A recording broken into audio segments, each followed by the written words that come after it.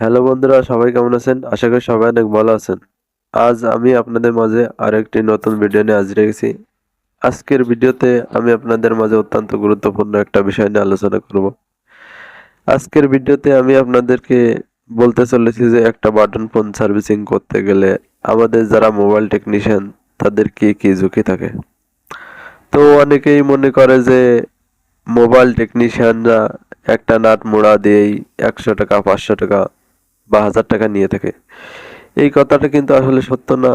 কারণ আমরা যারা মোবাইল টেকনিশিয়ান আছি তাদের কিন্তু মোবাইল সার্ভিসিং করার ক্ষেত্রে বেশ কিছু ঝুঁকি থাকে। তো আমাদের এই ঝুঁকিটা কিন্তু কেউ না জানলেও কিন্তু আমরা কয় টাকা নিলাম এই বিষয়টা নিয়েই কিন্তু আমাদের বেশিরভাগ লোকের মাথা ঘামানোতে থাকে। তো আমরা যখন একটা বাটন ফোন সার্ভিসিং করতে যাই, সেটার সাপোজ চার্জার পিন অথবা অন্য কোনো কাজ করতে যাই, তো আমাদের ক্ষেত্রে অনেক সময় দেখা যায় কি আমরা যখন বাটন ফোনটা খুলি এবং খুলে একটা চার্জার পিন বা অন্য কোনো কাজ করি, করার পর আমরা যখন বাটন ফোনটা পুনরায় ফিটিংস দিই, তারপর আমরা দেখি যে আমাদের ডিসপ্লেতে কিন্তু সাদা আসছে। তো এটা কেন হয় আপনারা সবাই জানেন যে বাটন ফোনের ডিসপ্লে রেবন ভাঁজ অবস্থায় থাকে, যে রেবনগুলো এই রেবনগুলো অনেক সময় হালকা নাড়াচাড়া খেলে রেবনগুলো ফেটে যায় এবং ফেটে যাওয়ার কারণে কিন্তু ডিসপ্লে সাদা চলে আসে, অথবা অনেক সময় দেখা যায় যে রেবনটা একেবারে ছিঁড়ে চলে যায়। তখন কিন্তু আমাদের আবার ডিসপ্লে গুলো আমাদের পকেট থেকে জরিমানা দিয়ে ডিসপ্লে গুলো লাগিয়ে দিতে হয়। তো আমাদের তখন দেখা যায় যে 100 টাকার কাজ করতে গিয়ে আমাদের 300 টাকা, 350 টাকা জরিমানা চলে যায়।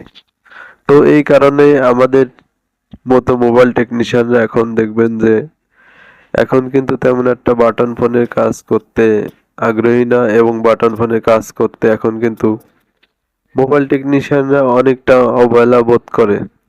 তো এছাড়া টাচ ফোনের ক্ষেত্রে কাজ করতে গেলেও কিন্তু আমাদের অনেক সমস্যার সম্মুখীন হতে হয়।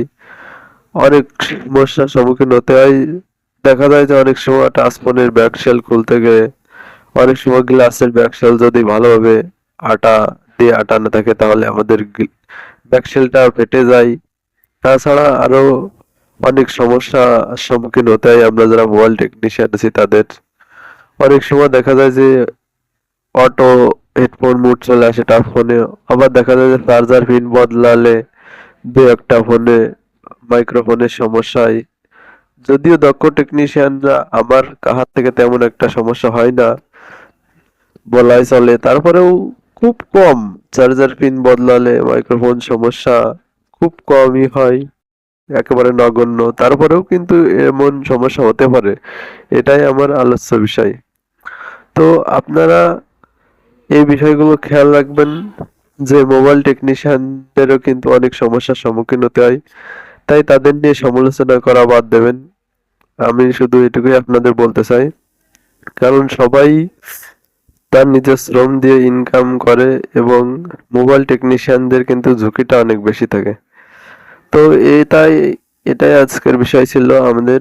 তো দেখা হবে অন্য কোনো ভিডিওতে। সবাই ভালো থাকবেন, সুস্থ থাকবেন।